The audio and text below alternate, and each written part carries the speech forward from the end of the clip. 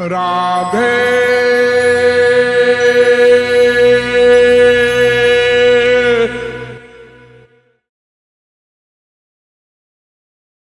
एक बार नारद जी द्वारिका गए तो उन्होंने श्री कृष्ण से कहा कि महाराज आप गोपियों की बड़ी तारीफ करते हैं, तो ये आपकी आदत ठीक नहीं। क्यों, क्या बात है भाई, हमारी आदत को तुम चैलेंज कर रहे हो? क्या बात है, आज कुछ बंदर बंदर का मुंह चाहिए क्या?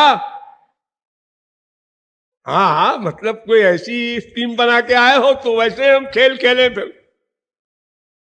अरे भगवान में गलती निकालना ये किसकी हिम्मत है? नहीं नहीं महाराज, मैं बिल्कुल ठीक कह रहा हूं, मैं होश में हूं, बेहोश नहीं हूं। मैं ये कह रहा हूं कि आप जो बार बार गोपियों की प्रशंसा करते हैं तो रुक्मिणी सत्यभामा वगैरह को बुरा लगता है,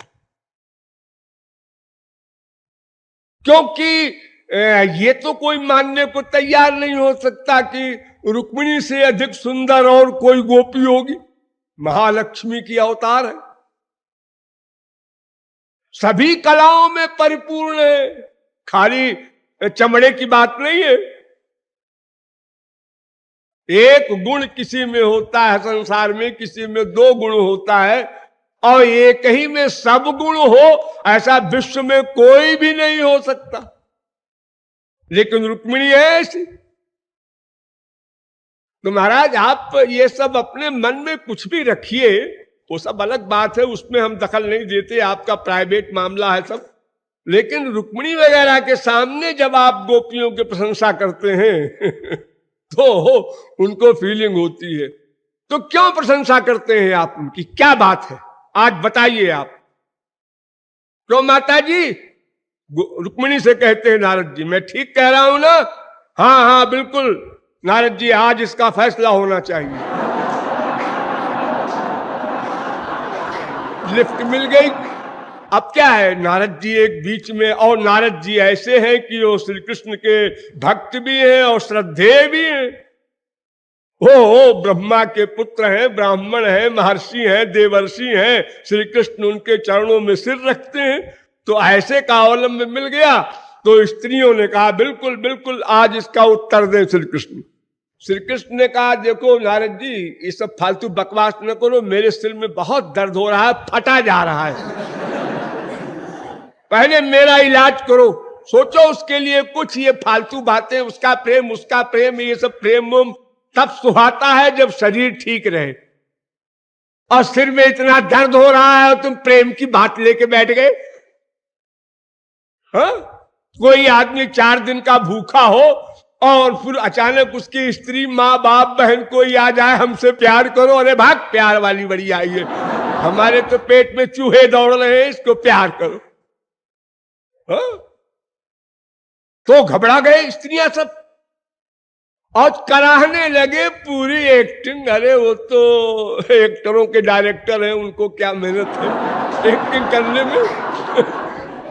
ऐसी एक्टिंग किया कि सब घबरा गई रानियां, जैसे प्राण जा रहे हैं उनके।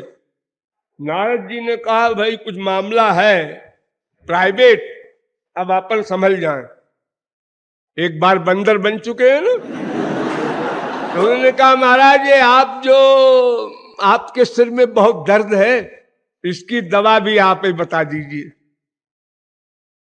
आप ही दवा बता दीजिए, क्या दवा है, कहां मिलेगी, कैसे मिलेगी। उन्होंने कहा दवा तो नारद जी बड़ी सरल है, ऐसा है कि मेरा कोई भक्त हो, मुझसे प्यार करने वाला हो कोई, ऐसा भक्त अगर अपनी चरण धूली दे दे और मैं सिर में लगा लूं तो मैं ठीक हो सकता हूं। अब वो क्वेश्चन तो धरा रह गया गोपियों के प्यार का, अब ये नया प्रश्न आ गया इलाज वाला। नारद जी ने सुन तो लिया, लेकिन सोचना प्रारंभ किया, ऐसा भक्त तो मैं भी हूं।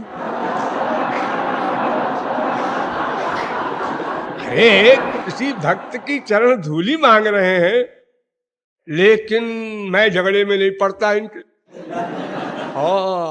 ये माताएं जो हैं 16,108 रानियां, ये सब महापुरुषों की दादी तो है, और कौन बनेगा इनकी स्त्री? तो इनसे कह देते हैं अभी, और इनके तो खास पति हैं।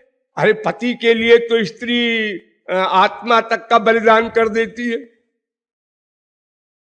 तो तुरंत रुक्मिणी वगैरह के सामने गए और कहा कि माताओं, ऐसा है कि वो कह रहे हैं कि चरण धूलि कोई भक्त दे दे, तो आप लोग दे दीजिए, बस तुम अभी ठीक हो जाए। तो रुक्मिणी ने कहा कि तुम नॉर्मल तो हो, एक स्त्री अपने पति को चरण धूलि दे, अरे नरक वरक तो बाद में मिलेगा, लेकिन हिस्ट्री में बदनाम हो जाए सो अलग। और कोई छोटा मोटा आदमी कोई गलत काम करे तो बात मोहल्ले में रह जाती है, और बड़ा आदमी वही गलत काम करे तो फिर मोटे मोटे अक्षरों में अखबारों में निकलता है। यानी जब महालक्ष्मी और भगवान का मामला है तो ये तो अनंत काल को इतिहास में अमर हो जाएगा कि श्री कृष्ण की ऐसी स्त्रियां थीं कि अपनी चरण धूलि दिया। नारद जी ने सोचा और सोच कर कहा, हाँ बात तो ये ठीक कहती हूं, अच्छा इनको छोड़ो। और जो महात्मा है उनके पास जाते हैं, जहां जहां अपना वो समझे महात्मा सब जगह गए, सबने मना कर दिया, तुम्हारा दिमाग खराब है। अरे श्याम सुंदर के चरण की धूल हम लोग चाहते हैं कि हम अपने चरण धूल उनको देंगे, और वो भी होश में।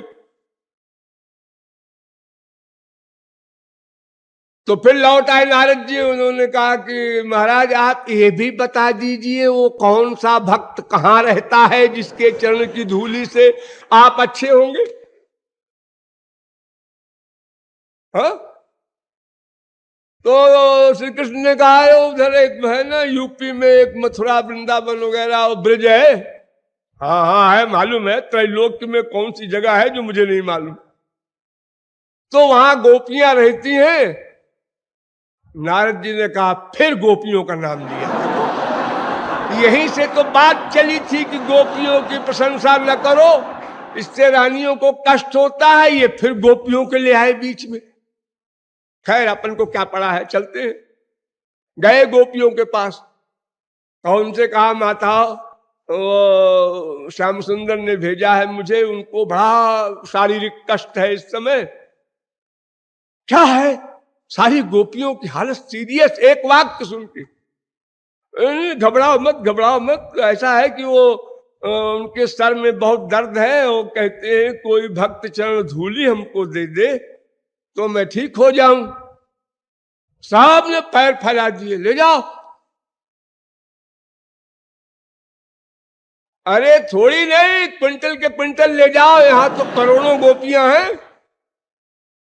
हाँ?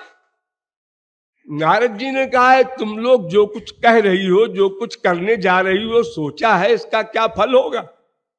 देखिए नारद जी, ये फल वल बाद में बताना, पहले ले जाओ, जल्दी करो। श्याम सुंदर को कष्ट है और तुम फल वल की बात करने आए हो। इसका फल क्या होगा? क्या होगा? जो होगा होता रहेगा। अरे नरक मिलेगा, यही फल होगा ना। तो कौन नई बात है, अनंत जन्म अनंत बार नरक भोग चुके हैं, एक बार और सही हमारे प्रियतम को सुख तो मिल जाए। कौन नया है हमारे लिए नरक? कौन सा जीव ऐसा है जो अनंत बार नरक नहीं गया, अनंत बार स्वर्ग नहीं गया? तो क्या है, वो तो अभ्यास पड़ जाता है। वैसे जो गंदगी का कीड़ा होता है उसको गंदगी की बदबू में खुशबू आती है, उसी के अनुकूल हो जाता है। दूसरे को विचित्र बात लगती है, अरे ये कैसी जिंदा है इतनी गंदगी हवा में, गंदी बदबू में। वो कहता है बदबू तुम्हारी खोपड़ी में, हमको तो खुशबू आ रही है। किसी पाखाने के कीड़े से पूछ लो, वो बता देगा। यही प्रश्न परीक्षित ने एक बार सुखदेव से किया था। तो सुखदेव जंगल में गए लैट्रिन के लिए, उनके पीछे पीछे परीक्षित भी थे। सुखदेव परमहंस 3-4 फूल ले गए थे खुशबूदार। एक जगह सूखा लेट्रिन पड़ा हुआ था, उसमें कीड़े उस लेट्रिन को इकट्ठा करके गोला बना बना के उसी के चारों ओर घूम रहे थे। तो सुखदेव परमहंस ने कहा, परीक्षित वो देख रहे हो कीड़े क्या कर रहे हैं? उन्होंने कहा, हाँ देख रहे हैं महाराज। 15-20 फुट पर फूल रख दिए और परीक्षित से कहा, देखो लकड़ी में वो पाखाने का जो गोला बना हुआ है ना, सूखा सूखा, जिसमें कीड़ा लिपटा हुआ है, उसको पकड़ के इस फूल में डाल दो, खाली कीड़े को। उन्होंने कीड़ा को बड़ी मुश्किल में उसको पकड़ा दोनों अपने लकड़ी से और पकड़ के उसको फूल में डाल दिया। अब परीक्षित कह रहे हैं, ये क्यों करवा रहे हैं हमसे ऐसा? गुरुजी ये अजीब काम, इतना गंदा काम बिला वजह। तो कुछ देर खड़े रहे सुखदेव परमहंस मुस्कुराते हुए। वो कीड़ा जो है फूल के अंदर जब डाला तो तुरंत अबाउट टर्न क्विक मार्च सीधे वहीं पहुंच गया। सुखदेव परमहंस ने कहा, परीक्षित देखा, तुम कहते हो दुनिया वाले ये संतों के बताने पर भी, भगवान के अवतार लेने पर भी ये ईश्वर से प्रेम नहीं करते, संसार में ही मर रहे हैं, क्यों नहीं, क्यों ऐसा कर रहे हैं, इतना दुख भोग रहे हैं? तो देखो ये कारण है, इनकी प्रियता इसी में है। तो गोपियां कहती हैं, ये सब नरक फरक की बातें हमको न सुनाओ, जल्दी से ले जाओ तुम अपने हमारे प्राण वल्लभ को ठीक करो। नारद जी ने कहा, पहले मैं ही लगा लूं अपने, बाद में उनको ठीक करूंगा। ऐसे अद्भुत भक्त है जिनका प्रियतम के सुख का ही लक्ष्य है, न लोक की परवाह, न वेद की, न नरक की। इसीलिए कहा है इन गोपियों के लिए कि श्रुतिभिर्विमृज्ञाम, वेद की ऋचाएं जहां नहीं पहुंच सकी, वहां एक खड़ी हैं गोपियां।